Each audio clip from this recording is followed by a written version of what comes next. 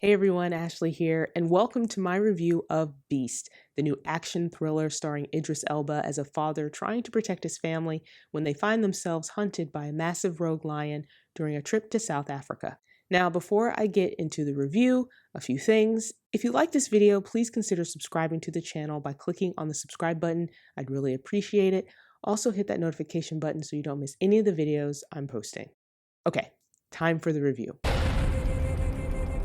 Beast is an interesting kind of movie. It's a movie that is often at odds with itself. On the one hand, it's a movie that wants you to suspend disbelief because there's a lot of ridiculous things happening. And if you start to overthink it, none of it really makes sense. But then on the other hand, it's a movie that tries really, really hard to be realistic, offering characters that are very much grounded, throwing in some very emotional beats.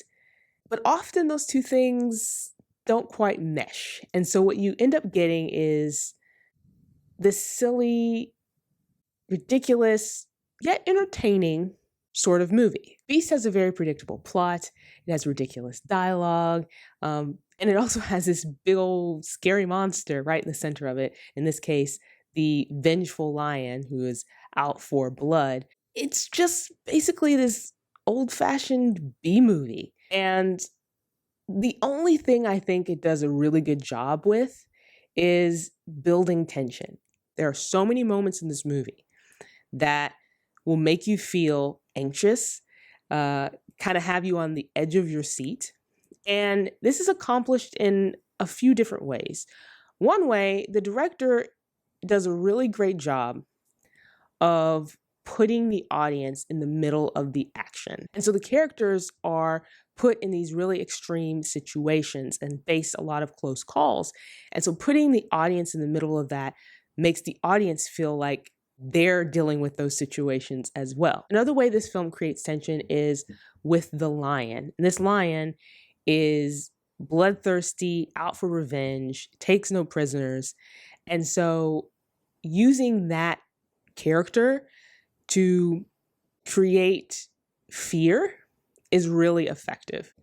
And, one of the ways that this is done is the lion is shown either from the perspective of the characters or up close during action sequences with its paws are sort of lashing out, or if it's jumping on things or running towards people, right?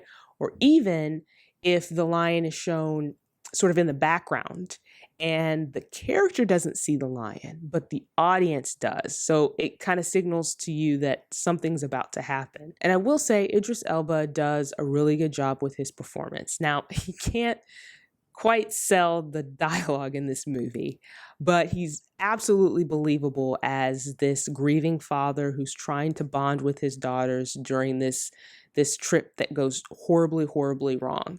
I guess the only other good thing I can say about Beast is that it has a really nice, tight runtime at like 90 minutes, which helps to keep things moving along so that you don't think about it too much. Because as I said before, if you start to really pick apart the plot or you start thinking about what the characters are doing and the decisions that they make, a lot of this movie really falls apart. Overall, Beast is not great, but it's also not that bad. It's just okay. It's very predictable, so it doesn't offer any surprises. And again, if you start to overthink it, it just really doesn't make a lot of sense.